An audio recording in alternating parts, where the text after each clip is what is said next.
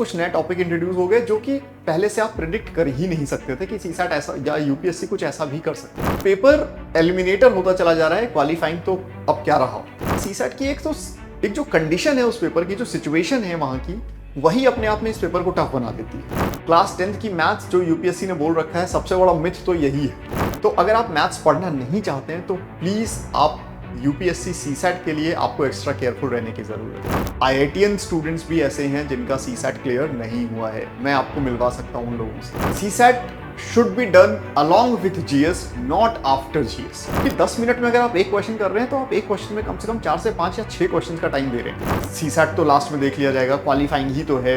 ये सब अगर आपने सोचना शुरू किया तो CSAT will cost you 1 more year. Hello everyone, बहुत दिनों से बहुत सारे स्टूडेंट्स के मैं कॉल और मैसेजेस अटेंड कर रहा हूं जहां पे स्टूडेंट्स ने मुझसे ये कहा कि यूपीएससी ने मेरा सीसैट ने मेरा एक अटेम्प्ट और खराब कर दिया, और सर सीसैट के लिए क्या किया जाए, सीसैट से कैसे इसको ओवरकम किया जाए, सीसैट फियर को। तो मैं आपको बताऊं, सबसे पहले तो देखिए, मैंने कुछ पॉइंट्स कलेक्ट किए हैं कुछ लोगों की आप लोगों से बातचीत करने के बाद, तो उन पॉइंट्स को मैंने पीपीटी में डाला है। तो एक बार सबसे पहले इस पर डिस्कशन कर लेते हैं, ठीक है। सो पहला पॉइंट यही है कि why everyone is talking about CSAT these days. CSAT में ऐसा हुआ क्या है, तो आप समझिए इस बात को कि सीसैट ने ना, सीसैट का जो सरप्राइज फैक्टर है, इनफैक्ट यूपीएससी में ही एक अनप्रेडिक्टेबिलिटी रहती है, तो सीसैट का जो सरप्राइज फैक्टर है वही इसकी टफनेस है।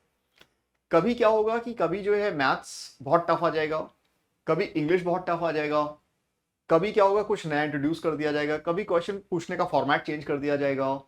तो जैसा इस बार भी हुआ, इस बार 2026 में आप देखिए कि उन्होंने क्या किया, उन्होंने डेटा सफिशिएंसी के क्वेश्चन का फॉर्मेट चेंज कर दिया, एक ही जगह पे सारे ऑप्शंस लिख दिए और उसके बाद question question question question question. बहुत सारे स्टूडेंट्स कह रहे थे कि सर मैं क्वेश्चन सॉल्व करने के बाद मैं ऑप्शन ढूंढ रहा था, मुझे ऑप्शन ही नहीं मिल रहे थे, तो मैं सोच रहा था क्या पेपर में कुछ मिसप्रिंट है क्या। अब देखिए उन 2 आवर्स में अगर आप ये सोचते रहे, ये आप अगर आपके दिमाग में रहेगा कि पेपर में कुछ मिसप्रिंट है, मैं सही सॉल्व नहीं कर पा रहा हूँ, तो कहीं ना कहीं आपको साइकोलॉजिकली वो चीजें इंपैक्ट करती हैं, ठीक है। या इसके अलावा इंटरपर्सनल स्किल्स के क्वेश्चंस आए, तो क्या हुआ कि बहुत सारे लोगों को लगा कि ये जीएस का ही पेपर है, वंस अगेन मुझे मिल गया है पेपर 1। तो क्योंकि वो क्वेश्चन देखने में बिल्कुल जीएस के क्वेश्चंस के जैसे लग रहे थे कि match the following, something like that, ठीक है। तो यही इसकी टफनेस है फ्रेंड्स। और इस बार इसकी वजह से हुआ क्या है, लोगों का क्या नुकसान हुआ है, ये मैं आपको बता देता हूँ। बहुत सारे स्टूडेंट्स ऐसे ही हैं जिन्होंने मुझसे कहा कि सर मेरे 132 मार्क्स आए हैं पेपर 1 में, लेकिन मेरा सीसैट क्वालिफाई नहीं हुआ। बहुत सारे स्टूडेंट्स ऐसे हैं जो आईआईटी में हैं, आईआईटी मतलब आईटी क्वालिफाइड है, आईआईटी से बीटेक करके आए हुए हैं, लेकिन उनका भी सीसैट क्लियर नहीं हुआ। कुछ स्टूडेंट्स ऐसे हैं जो कि मैथ्स में अपने आप को बहुत अच्छा समझते थे, मतलब ऑब्वियसली वो हैं भी, लेकिन हर बार सीसैट में बहुत अच्छा स्कोर कर रहे थे, लेकिन इस बार सीसैट क्लियर नहीं हुआ। कुछ ऐसे स्टूडेंट्स हैं जिन्होंने लास्ट ईयर इंटरव्यू तक दिया हुआ है, बट इस बार सीसैट क्लियर नहीं हुआ। तो ऐसा क्या था सीसैट में। तो एक्चुअली सीसैट का पेपर तो टफ था, इसमें कोई डाउट नहीं है। पेपर में कुछ कुछ क्वेश्चंस बहुत टफ थे, इसके अलावा कुछ क्वेश्चंस का फॉर्मेट चेंज हो गया, इसके अलावा कुछ नए टॉपिक इंट्रोड्यूस हो गए जो कि पहले से आप प्रिडिक्ट कर ही नहीं सकते थे कि सीसैट ऐसा या यूपीएससी कुछ ऐसा भी कर सकता है। तो इसकी वजह से क्या हुआ कि हम उन चीज़ों के लिए प्रिपेयर्ड नहीं थे, और यही गड़बड़ हुआ और आपका अटेम्प्ट वेस्ट हुआ, और सीसैट में 66 मार्क्स भी नहीं स्कोर बन पा रहा, ठीक है।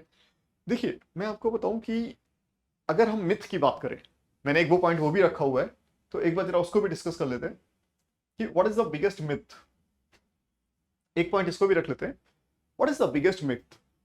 तो देखिए मिथ क्या है, सबसे पहले तो सीसैट के बारे में यही सबसे बड़ा मिथ है कि सीसैट एक क्वालिफाइंग पेपर है।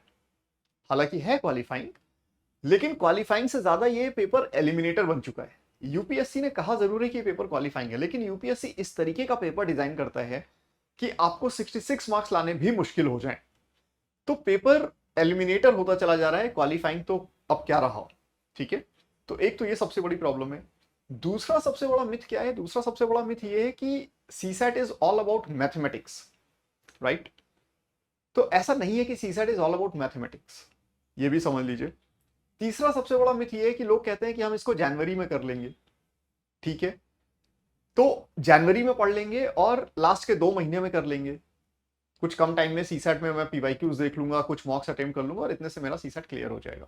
या एक और मिथ है कि मेरी इंग्लिश बहुत अच्छी है, मेरी इंग्लिश में एक्यूरेसी बहुत अच्छी आती है, तो मैं एक काम करूंगा, मैं इंग्लिश के सारे क्वेश्चंस कर दूंगा, कुछ क्वेश्चंस रीजनिंग से कर दूंगा, और मैथ्स के कुछ इजी इजी क्वेश्चंस कर दूंगा। मुझे क्या जरूरत है कि टफ क्वेश्चंस करने की। तो इस तरीके से मेरे करीब 40 प्लस अटेम्प्ट हो जाएंगे, जिसमें से अराउंड 30-31 सही हो जाएंगे। तो या मान लीजिए कि 45 अटेम्प्ट हो जाएंगे या 47 अटेम्प्ट हो जाएंगे, और इसमें से करीब 34-35 करेक्ट हो जाएंगे। तो मेरा इस तरह से सीसेट क्लियर हो जाएगा। बहुत सारे लोगों का ये भी थॉट रहता है, ठीक। लेकिन मैं आपको बता दूं, ये सब सुनने में तो ये सारी बातें बहुत अच्छी लगती हैं, लेकिन एग्जामिनेशन में ये हो नहीं पाता है। क्योंकि ऐसा होता है कि देखिए, उसके उसके भी बहुत सारे मल्टीपल फैक्टर्स हैं। उसका रीजन आपको बताता हूं कि सबसे पहले तो ये समझिए कि आप पेपर 1 देने के बाद जब आप पूरी तरह से एग्जॉस्टेड हो जाते हैं, आपका दिमाग पूरी तरह से थक चुका होता है, तब आप पेपर 2 के लिए जाते हैं। और उस समय आप, सही बताऊं तो, सोचने समझने की शक्ति ही हमारी खत्म हो चुकी होती है। बहुत ज्यादा मेहनत करके आए होते हैं हम लोग पूरे साल भर, और हमने पेपर 1 में अपना दिमाग पूरी तरह से निकाल के रख दिया होता है, ठीक है।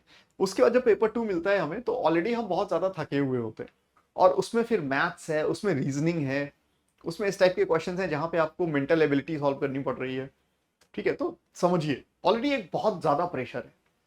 तो सी सेट की एक जो कंडीशन है उस पेपर की, जो सिचुएशन है वहां की, वही अपने आप में इस पेपर को टफ बना देती है।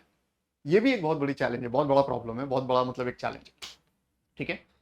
तो अब जो ये मिथ्स हैं कि जैसे कि सीसैट तो भाई लास्ट के 2 महीने में कर लिया जाएगा, या मेरी मैथ्स अच्छी थी स्कूल टाइम पे तो मुझे लगता है कि मैं मैथ्स के क्वेश्चन ठीक कर दूंगा, और या फिर आपको कभी कभी लगता होगा कि भाई क्लास 10th की ही तो मैथ्स है, क्लास 10th की मैथ्स तो हो ही जाएगी। लेकिन आपको मैं सही बताऊं तो आप पेपर देखिए जरा। क्लास 10th की मैथ्स जो यूपीएससी ने बोल रखा है, सबसे बड़ा मिथ तो यही है। हालांकि है वो क्लास 10th की ही मैथ्स, लेकिन क्लास 10th की मैथ्स के वो वाले एरियाज हैं, वो गैप एरियाज हैं जो आप नहीं करते थे, या जो आपको नहीं आते थे, या जो आपको नहीं बताए जाते थे। जैसे मान लीजिए, मैं आपको एक एग्जांपल देता हूं।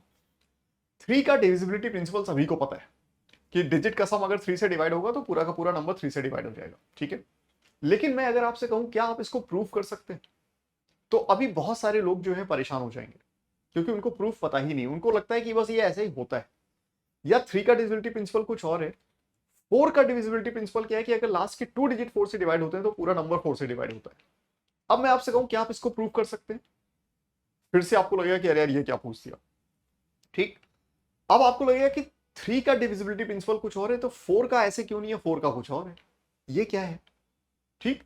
अब क्या है कि आपके स्कूल में यही कुछ गैप एरियाज है जो आपने स्कूल में नहीं पढ़े हैं ठीक से। यूपीएससी यही से क्वेश्चन निकालता है, इन्हीं पॉइंट्स को यूपीएससी एक्सप्लोर कर रहा है अभी, ठीक है। और आपको लगता है कि यार ये इतना डेप्थ में जाके क्वेश्चन पूछ रहे हैं, इतना टफ क्वेश्चन पूछ लिया। टफ नहीं है, वो है वही जो आपने छोड़ दिया था उस टाइम पे, बस इतनी सी बात है, ठीक है। तो मिथ यही है कि आपको लगता है कि स्कूल लेवल की तो मैथ्स है। स्कूल लेवल की मैथ्स है, लेकिन उसमें वो पॉइंट्स हैं जो आपने नहीं पढ़े हैं कभी, इसलिए आपके लिए वो नया है, ये समझ लीजिए, ठीक है। अच्छा, इसके बाद देखिए मैं आपको बताऊं, बहुत सारे जो स्टूडेंट्स हैं वो मुझसे पूछते हैं बार बार कि सर यूपीएससी क्या पूछता है, एक्चुअली क्या टेस्ट करता है यूपीएससी। तो यूपीएससी क्या टेस्ट करता है ये समझ लीजिए। यूपीएससी टेस्ट करता है आपकी थिंकिंग एबिलिटी। यूपीएससी टेस्ट करता है कि आप प्रेशर में कितना अच्छा सोच पाते हैं। यूपीएससी टेस्ट करता है कि आप कितने बड़े ट्रबल शूटर हैं। यूपीएससी टेस्ट करता है कि आप अननेसेसरी इंफॉर्मेशन को किस तरह से अवॉइड करते हैं। यूपीएससी टेस्ट करता है कि आप कितनी जल्दी से given set of data information में आप कितनी जल्दी कंक्लूजन पे पहुंचते हैं। यूपीएससी टेस्ट करता है कि आपको ये कैसे समझ में आता है कि ये चीजें आपके काम की हैं, ये चीजें आपके काम की नहीं है। यूपीएससी ये सब टेस्ट करता है। यूपीएससी टेस्ट करता है आपका पेशेंस लेवल। यूपीएससी टेस्ट करता है कि प्रेशर में आपकी परफॉर्मेंस कितनी अच्छी है, कैसे आ रही है, क्या क्या आप अपना कूल मेंटेन कर रहे हैं, या आप भी जो है पैनिक कर जा रहे हैं। यूपीएससी ये सारी क्वालिटीज आपके अंदर टेस्ट करता है। आप ये समझ लीजिए कि आप जब स्टेप इन करते हैं एग्जामिनेशन हॉल में, वहीं से आपका टेस्ट शुरू हो जाता है, ये आप समझ लीजिए।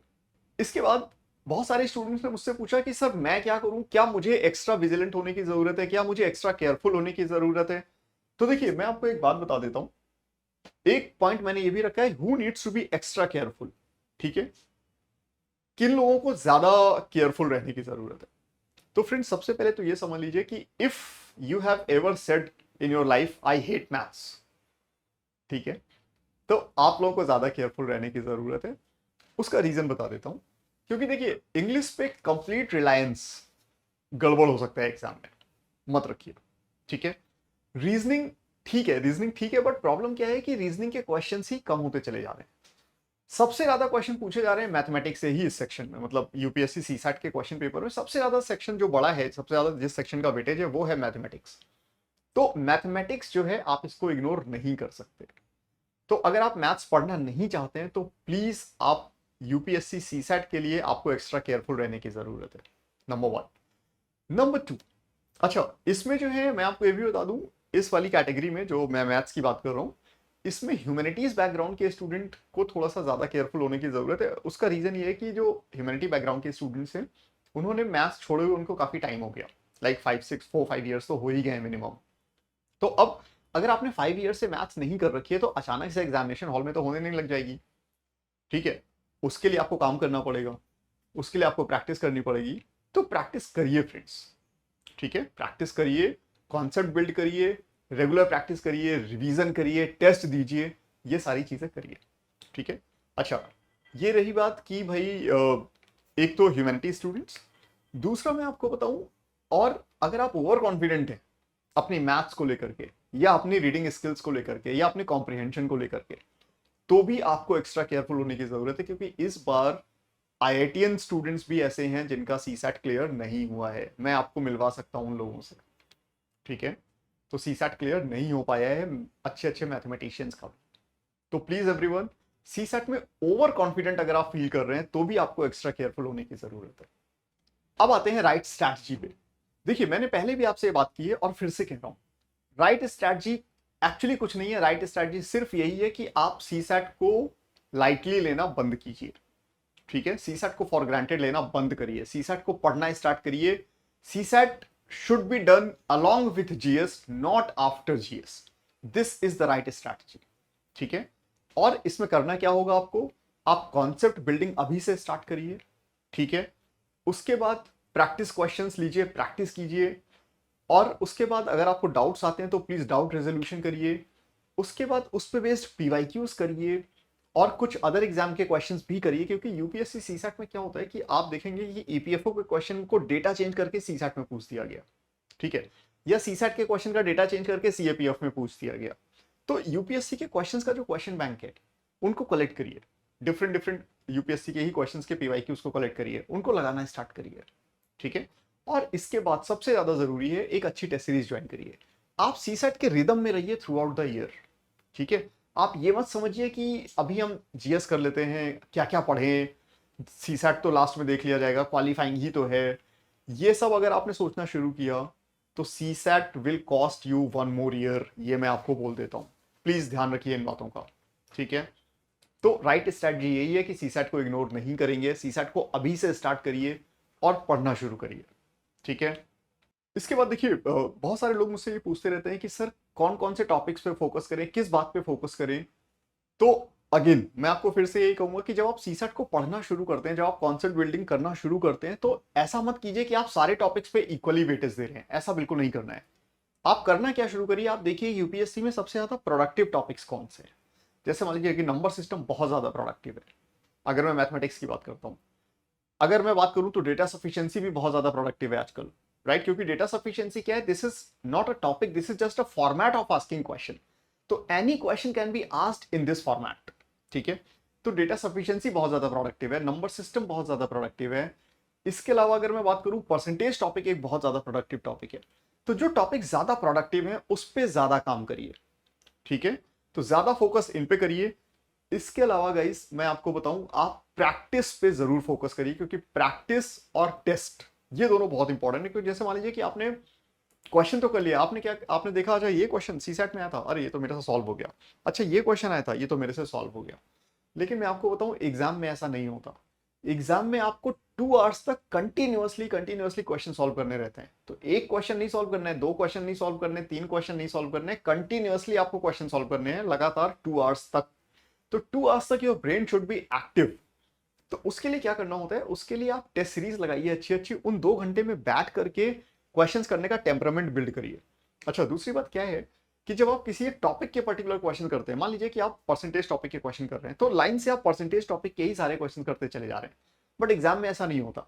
एग्जाम में क्या होता है कि आपने एक मैथ्स का क्वेश्चन किया, अगला क्वेश्चन हो सकता है रीडिंग कॉम्प्रिहेंशन हो, उसके बाद नेक्स्ट क्वेश्चन हो सकता है कि ब्लड रिलेशन का हो, फिर उसके बाद अगला क्वेश्चन हो सकता है डायरेक्शन सेंस का हो, तीसरा क्वेश्चन पजल का हो, फिर उसके बाद एक क्वेश्चन आ गया लेट्स से डिविजिबिलिटी का।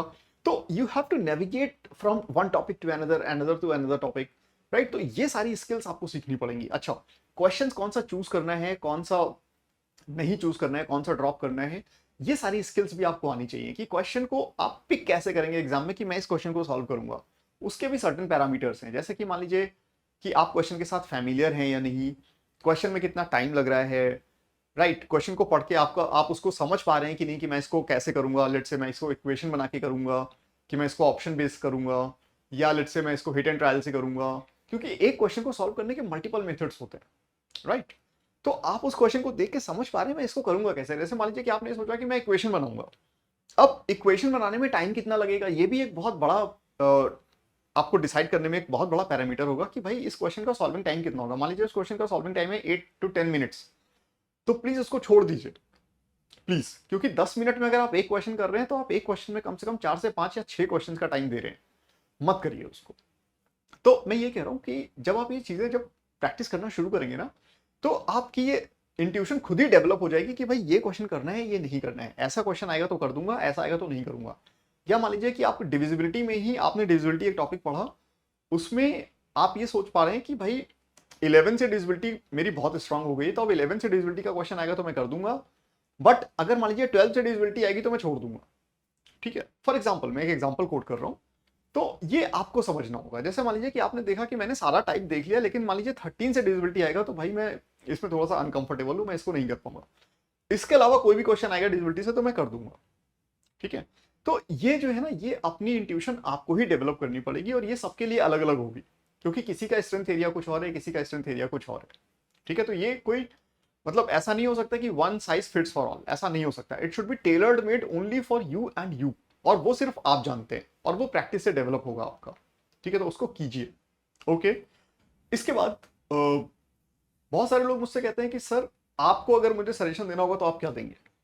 तो मेरा सिर्फ और सिर्फ यही मैसेज है कि guys please, CSAT should be studied along with GS, not after GS, ठीक है। अब सी सैट वैसा नहीं रहा कि आप लास्ट के 2 मंथ्स में करके सी सैट कवर कर लेते थे, क्योंकि मैंने देखा है लास्ट में परेशान होते हुए लोगों को, वो सी सेट को लेके इतना ज्यादा परेशान हो जाते हैं कि वो मेरे पास आते हैं कि सर मेरा प्लीज सी सेट निकलवा दीजिए, अभी मेरे पास 2 महीने बचे हैं, आप बताइए मुझे क्या करना है। आप बोलेंगे तो मैं पूरा पूरा दिन आपके पास बैठ के पढ़ूंगा, लेकिन मैं आपको बताऊं कि ऐसा हो नहीं पाता है, क्योंकि वो जब मैं उनको 2-3 दिन पढ़ाता हूँ तो उसके बाद कहते हैं सर बहुत टाइम लग रहा है अभी, और अभी मेरा इतना टाइम मेरे पास है नहीं, क्योंकि अभी मेरा साइंस एंड टेक बचा हुआ है, अभी मेरा आर्ट एंड कल्चर बचा हुआ है, अभी मेरा जीएस में ये वाला पोर्शन बचा हुआ है, वो वाला पोर्शन बचा हुआ है।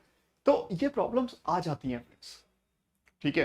तो इसलिए आपको लास्ट के लिए अगर आप सी सेट रखेंगे तो आप परेशान होते रहेंगे, क्योंकि उस समय आपका नया कॉन्सेप्ट बिल्ड नहीं हो सकता। लास्ट के 3-4 months should be given only and only for the marks improvement. उस समय आप रिवाइज करिए, टेस्ट सीरीज लगाइए, अपने मार्क्स एनहांसमेंट पे काम कीजिए। उस समय कुछ नया मत सीखिए गाइस, सीखने का टाइम अभी है।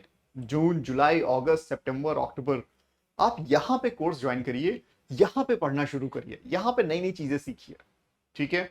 ये मेरा मैसेज है आप सभी के लिए। सो गाइज मैं इसी नोट पे अपनी बात खत्म करता हूँ, और मैं आपके सी सेट के जो भी डाउट्स हैं आप प्लीज इस वीडियो के कमेंट सेक्शन में जरूर लिखिए, और मैं उनको देखूंगा और मैं कोशिश करूंगा कि मैं आपके कमेंट्स के आंसर कर सकूं। So thank you everyone.